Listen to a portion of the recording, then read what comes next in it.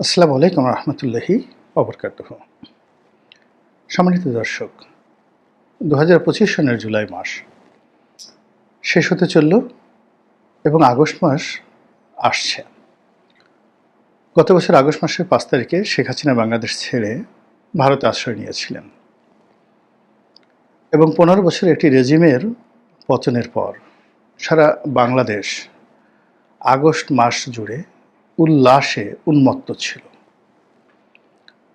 এবং সেই আগস্ট মাসে যা কিছু ঘটেছে বাংলাদেশে, সেটা হত্যাকাণ্ড হোক, চুরি ডাকাতি রাহাজানি হোক, কিংবা ঐতিহাসিক ৩২ নম্বরের ভবনটিকে গুঁড়িয়ে দেওয়ার মতো ঘটনা হোক, মানুষ গত বছর আগস্ট মাসে এসব নিয়ে চিন্তা করছিল না।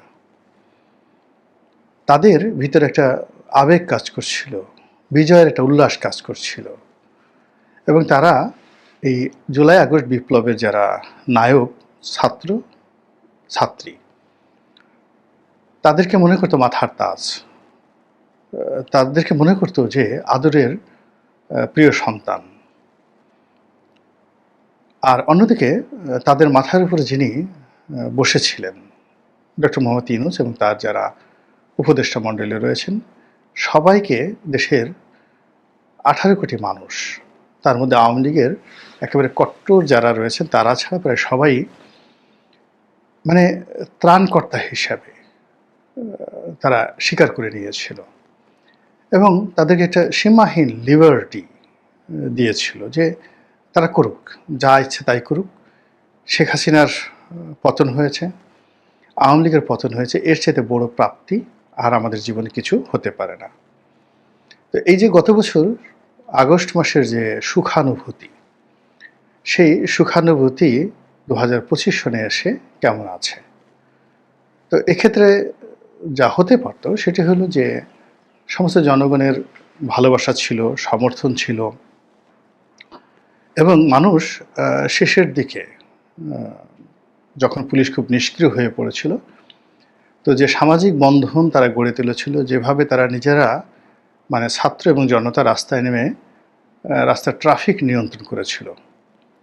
এক রাতে আমি দেখলাম যে রাত্রি ১২টার সময় আমি টকশো করে আসছি, এটা সম্ভবত ২০২৪ সনের সেপ্টেম্বর বা অক্টোবর মাসে রাত ১২টার সময় জাতীয় সংসদ ভবনের যে সামনের অংশ, মোহাম্মদপুর, ধানমন্ডির এবং সুবহানবাগ, ওই মোড়টাতে প্রচণ্ড রকম ট্রাফিক জ্যাম। তো অত রাতে সেই ২০-২৫টি ছেলে, যারা হয়তো নবম দশম শ্রেণীতে পড়ে, তারা দায়িত্ব পালন করছিলেন। তার সঙ্গে আরও ২০-২৫ জন বয়স্ক মানুষ। স্পষ্টতই তাদের পোশাক আশাক দেখে বোঝা যাচ্ছিল যে তাদের সবারই বাড়ি এবং গাড়ি আছে, সচ্ছল, অভিজাত, ধনাঢ্য এবং স্থানীয় বাসিন্দা। অর্থাৎ রাত্রি ১২টার সময় যে ট্রাফিক জ্যাম হয়েছে, অনিয়ন্ত্রিত জল ব্যবস্থা, রাস্তায় কোনো পুলিশ নেই, মিলিটারি নেই, কিচ্ছু নেই, ঠিক সেই সময়টাতে ৫০ জনের মতো ছাত্র আর ৫০ জনের মতো বয়স্ক মানুষ, যাদের বয়স ৪০ থেকে ৬০ বছরের মধ্যে, তারা রাস্তায় নেমে এই তাদের অনভিজ্ঞতা প্রসূত আন্তরিকতা দিয়ে পুরো ট্রাফিক ব্যবস্থা নিয়ন্ত্রণ করার চেষ্টা করেছে। অনেক এলাকাতে সাধারণ জনতা থানা পাহারা দিয়েছে, পুলিশকে নিরাপত্তা দিয়েছে সাধারণ জনতা, এই ২০২৪ সালে। তারপর এলাকাতে যেন আইনশৃঙ্খলা স্বাভাবিক থাকে, এই জন্য মানে অনেকটা কোনো কমিটি না করে সাধারণ মানুষ কিন্তু রাস্তায় নেমে এসেছিল। তো এরকম ভালোবাসা, এরকম যাকে বলা হয় কোঅপারেশন, তারপরে এরকম কাঁধে কাঁধ মিলিয়ে দেশের জন্য বিনা স্বার্থে কাজ করার নজির আমি এই বাংলাদেশে দেখিনি। ৭২-৭৩ সনে কিন্তু আমি এই দৃশ্য দেখিনি। আমার মনে আছে এখনও, ওই সময়তে আমি একেবারে বালক। তারপর আমার সেই ৭১-৭২-এর ঘটনা মনে আছে, একেবারে স্পষ্ট মনে আছে। তারপর ৭৫-এর ১৫ আগস্টের পরে যে অবস্থা হয়েছিল সেটা আরও মনে আছে। সত্তার সাহেবের পতনের পর যে অবস্থা হয়েছিল, তখন তো বলতে গেলে রীতিমতো প্রফেশনে চলে এসেছে। তো যার জন্য অতীতের যে ধারাবাহিক আমাদের বাঙালি জাতির ঐক্যবদ্ধ হওয়া, বিনা স্বার্থে কাজ করে এবং স্বপ্নের মানুষদেরকে ক্ষমতায় বসিয়ে তাদেরকে সমর্থন দেওয়া, রাজনৈতিক ক্ষেত্রে যে ঐক্যবদ্ধতা, এটা ডক্টর মোহাম্মদ ইউনূস সরকার যেটা পেয়েছিলেন গত বছর, সেটা গত 11 মাসে পতন হতে হতে হতে হতে এমন একটা পর্যায়ে চলে আসছে। এখন যদি বলা হয় যে দল কোনটাকে আপনি পছন্দ করবেন, আওয়ামী লীগ না এনসিপিকে, কে বেশি ভালো, কে বেশি মন্দ, শেখ হাসিনা নাকি ডক্টর মোহাম্মদ ইউনূস, এই ধরনের ভোটাভুটি যদি হয় তাহলে বুঝতে পারেন যে ফলাফলটা কোন পর্যায়ে চলে আসবে। আর যদি আওয়ামী লীগকে মানে ছেড়ে দেওয়া হয়, আর যদি জেনারেল ওয়াকারুজ্জামান বলে ফেলেন যে আমি আর এনসিপিকে প্রোটোকল দিতে পারবো না, এই সরকারের প্রতি সেনাবাহিনীর যে দায়িত্ব এবং কর্তব্যবোধ ছিল সেটা আমরা উইথড্র করলাম এবং আমরা ক্যান্টনমেন্টে ফিরে যাব। আমাদের কাজ হলো দেশ রক্ষা করা, অভ্যন্তরীণ যে গোলযোগ, এই গোলযোগে আমরা অনেক কিছু হারিয়ে ফেলছি, we are going to cantonment. সেনাবাহিনী যদি ঘোষণা দেয় যে আমরা ক্যান্টনমেন্টে ফিরে গেলাম, এবং সঙ্গে সঙ্গে তারা যদি ক্যান্টনমেন্টে ফিরে যায়, একবার একটু চিন্তা করেন তো, জাস্ট ফর 1 আওয়ার, 1 ঘন্টা 60 মিনিট, এই 60 মিনিট সময়ের মধ্যে সারা বাংলাদেশের গোপালগঞ্জের কথা বাদ দিলাম, এই ঢাকা শহরে কি হতে পারে, কি ঘটতে পারে, সেই জিনিসগুলো একটু চিন্তা করেন। তো এই যে অবস্থাটা সৃষ্টি হলো, আজকের এই অবস্থাটা সৃষ্টি হলো, এটা কি সেনাপ্রধান জেনারেল ওয়াকারুজ্জামান করেছেন? এটা কি বঙ্গভবনে বসে শাহাবুদ্দিন চুপ্পু করেছেন? কিংবা যারা পালিয়ে গেছেন, আওয়ামী লীগের শীর্ষ নেতৃবৃন্দ, শেখ হাসিনা, জয়, পুতুল, শেখ রেহানা, তার ছেলে ববি, রূপন্তী, তার মেয়ে রূপন্তী, টিউলিপ সিদ্দিকী, তারপরে ওবায়দুল কাদের, জাহাঙ্গীর কবির নানক, ওনারা কি এই গত 11 মাসে আজকের এই যে অবস্থাটা তৈরি হয়েছে, এই অবস্থার জন্য তাদের 1% ভূমিকা আছে বা কোনো ভূমিকা আছে? তারা তো ওখানে বসে ফোঁসফাঁস, সেই মানে বিখ্যাত সেই যে কবিতা, সুকুমার রায়ের কবিতা, বাপুরাম সাপুরে কোথা যাস বাপুরে, আয় বাবা রেখে যা, আয় বাবা দেখে যা, দুটো সাপ রেখে যা।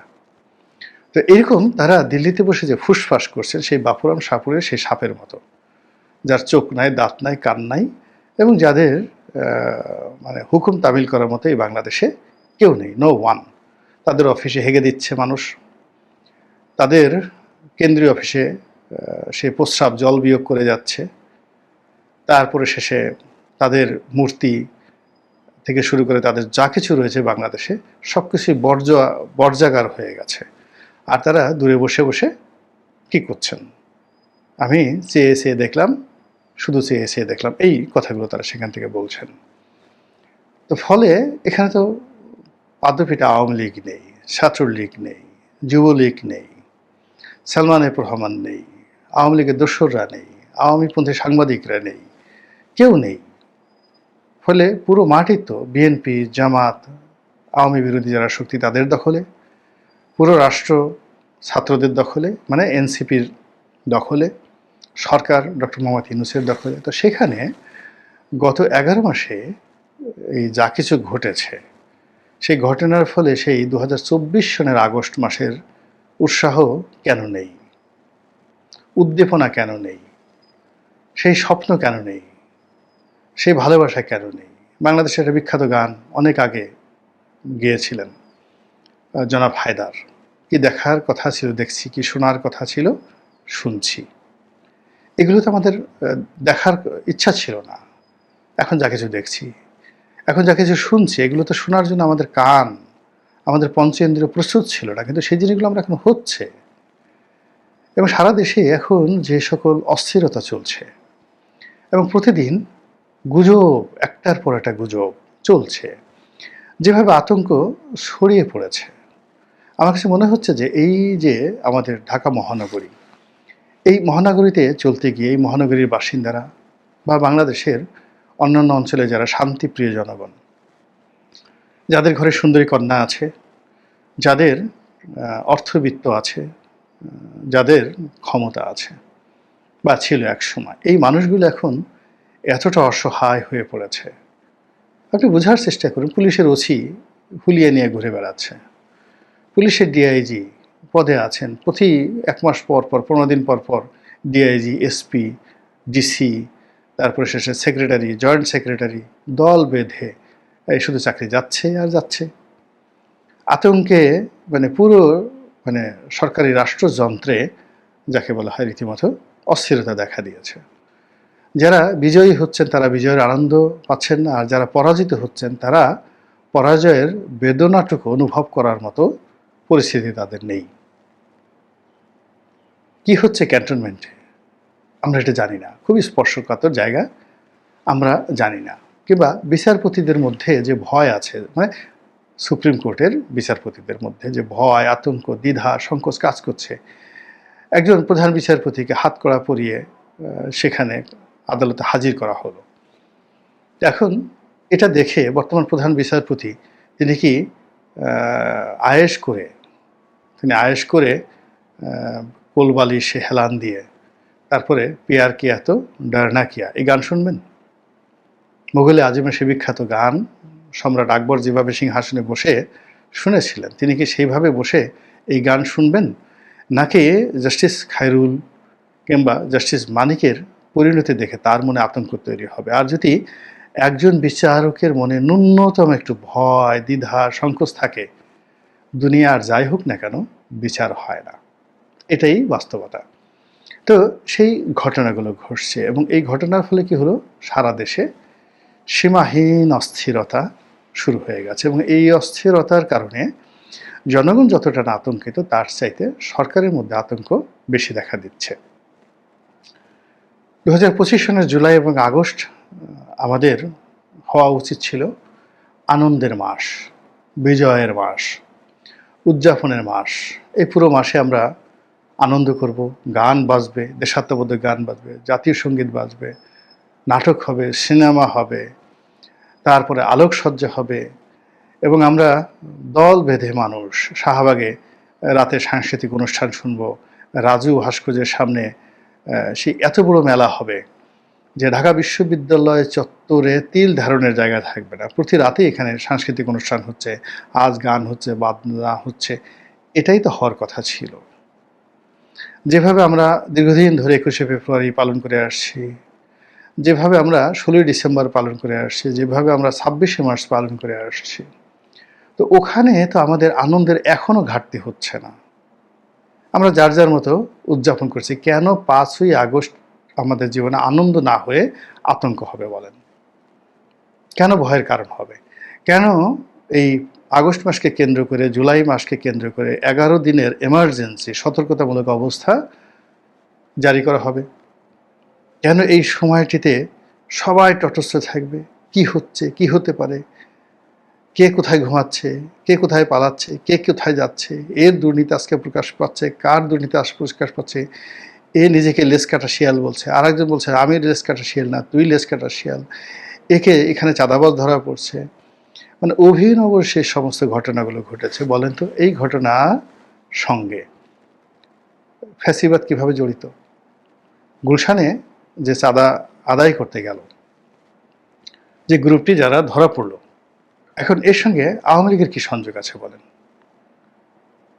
কিংবা ধরুন চাঁদাবাজদের একটা তালিকার আশ্বায়িত করা হয়েছে, এর মধ্যে আওয়ামী লীগের কি করার আছে? সারা দেশে মারামারি হচ্ছে, কাটাকাটি হচ্ছে, সেখানে চট্টগ্রাম সবচেয়ে বেশি রক্তাক্ত, রাজশাহী সবচেয়ে বেশি রক্তাক্ত। চট্টগ্রামে বিএনপি অন্তর্দ্বন্দ্ব, রাজশাহীতে চাঁপাইনবাবগঞ্জে বিএনপি জামাত অন্তর্দ্বন্দ্ব। এটা এই যে রক্তক্ষয়ী অবস্থায় পৌঁছে গেছে। এই ঢাকা শহরে বিএনপি জামাতের মধ্যে যে দ্বন্দ্ব এবং সংঘাত হচ্ছে, সরকারের সঙ্গে রাজনৈতিক দলের যে দূরত্ব, এই দূরত্ব এখন খিস্তি খাওয়ারে পরিণত হচ্ছে। এবং এখন অনেকে বলার চেষ্টা করছে যে যমুনা ঘেরাও করব। বিএনপির মতো দল যমুনা ঘেরাও করার কথা বলছে, এবং ইতিমধ্যে শেখ সাহেব, জনতার মেয়র, তিনি অনেক দিন যমুনা ঘেরাও করার করে রেখেছিলেন। পরে সেটা যাকে বলা হয় বিএনপির হাইকমান্ডের নির্দেশে তিনি সেটা সরিয়ে নেন। তো সেটা আবার তিনি বা তার যারা লোকজন আছে তারা শুরু করার হুমকি দিয়েছেন। এবং এটা এই আগস্ট মাসেই, এই জুলাই মাসেই, এই জুলাই মাসে গোপালগঞ্জে যা কিছু ঘটলো, এই জুলাই মাসে কক্সবাজারে যা কিছু ঘটলো, রাঙামাটিতে ঘটলো, এই জুলাই মাসে গাজীপুরে যা কিছু ঘটলো, এই জিনিসগুলো তো আমাদের প্রত্যাশার মধ্যে ছিল না। এখন এই কাজ করলো কারা?